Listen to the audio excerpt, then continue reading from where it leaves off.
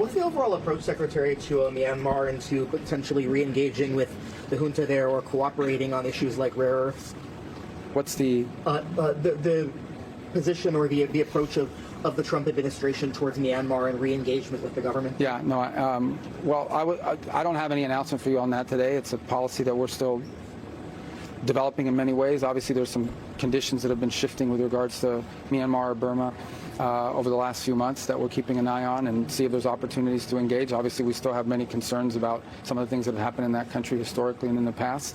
And there also remains the question of how receptive and open they are to a different relationship with the United States as well. So these things are still being worked on, but I don't have any announcement on that today other than, they were here and they were present today. And I'm glad they were here, and I said that in our forum.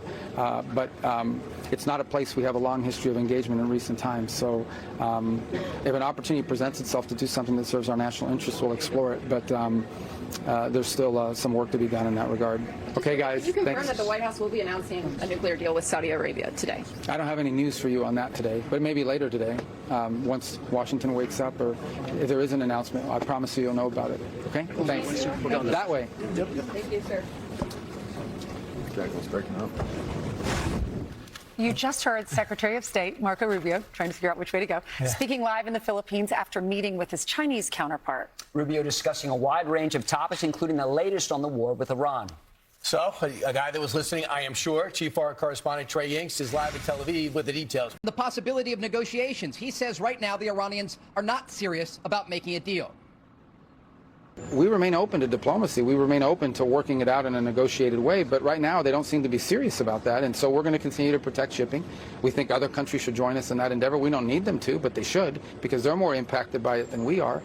And at the same time, we are going to, when the opportunity presents itself, degrade their ability to target global shipping.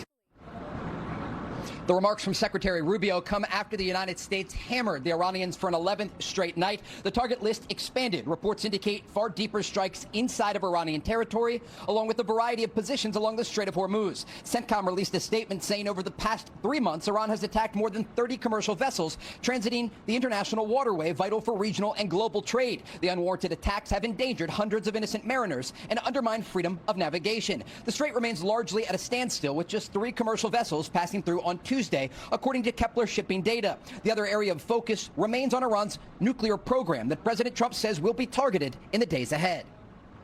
We follow the material. That's where the action is. And we'll be hitting that area probably pretty soon. And there's not a thing they can do about it. Normally I wouldn't say that.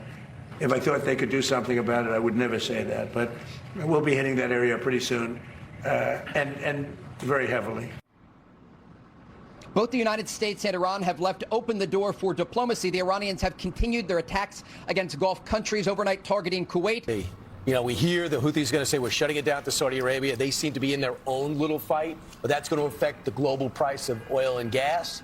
So what's happened? Is it just rhetoric or is it action? Right now, it's just rhetoric. The Houthis have made some open threats about trying to close the Bab el-Mandab Strait. This translates to the Gateway of Tears, the entrance into the Red Sea. And they've done so in the past, but they've also paid a heavy price for it, with both U.S. and Israeli strikes that have targeted one of Iran's largest proxies there in Yemen. Yesterday, President Trump was asked about this at the White House, and he said if ultimately the Houthis decide to do this, then business could be taken care of, an indication that strikes could be on the table for the Houthis if they try to threaten international shipping lanes. Remember, in the past, the Houthis have launched missiles and drones at Israel. Back in 2024, a man was killed here in Tel Aviv by a Houthi drone that targeted very close to where the U.S. Embassy branch is located in this city.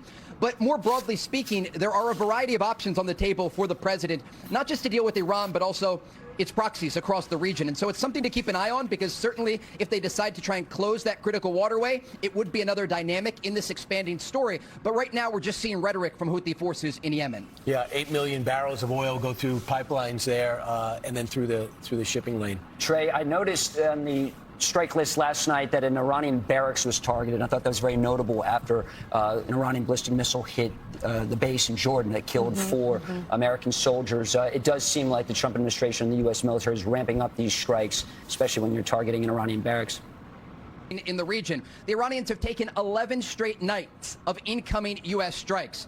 And again, the target list is expanding here. And the president said yesterday from the Oval Office, he's been nice so far. The Iranians haven't seen anything yet. Remember, there are a variety of options for President Trump when it comes to military pressure on the Iranians.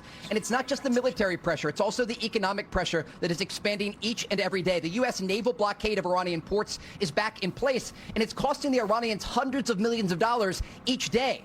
And when we think about the domestic pressure that the regime is facing in a country of 90 million people, they can't get food to many of their people. It's difficult to get water to their civilians, and the inflation rate is skyrocketing.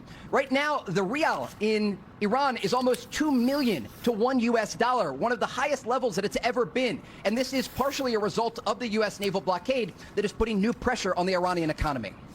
Wow. All right, Trey. We only have 30 more questions, but unfortunately, we're out of time. Thanks, I Trey. appreciate it. We'll talk to you throughout the show, though, Trey. Thank you. Do an excellent job.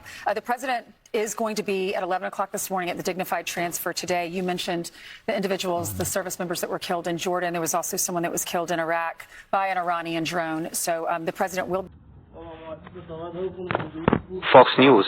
Officially, the Fox News channel is an American multinational conservative cable news and political commentary television channel and website based in New York City.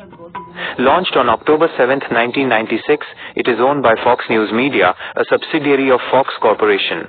Here are the key aspects of what Fox News does and represents. 1. Core operations and programming. 24/7 television broadcasting, provides around-the-clock news coverage, breaking news alerts, and political talk shows. News versus opinion. The network splits its programming between daytime hard news reporting and heavily watched primetime opinion and commentary programming, such as shows hosted by figures like Sean Hannity. Digital and audio outlets operates a heavily trafficked news website linked to foxnews.com, streaming services like Fox Nation, radio syndication, and mobile apps providing articles, podcasts, and live video. 2. Political alignment and audience. Conservative perspective. Fox News was created to appeal to a conservative audience and is widely recognized for its right-leaning political stance. Its commentary and analysis generally favor the Republican Party, conservative policies, and figures aligned with the political right. Ratings and reach. It has historically been one of the most watched cable news networks in the United States, holding a massive loyal viewership base, particularly among older Americans and conservative voters. 3. Criticism and controversies. Bias and accuracy.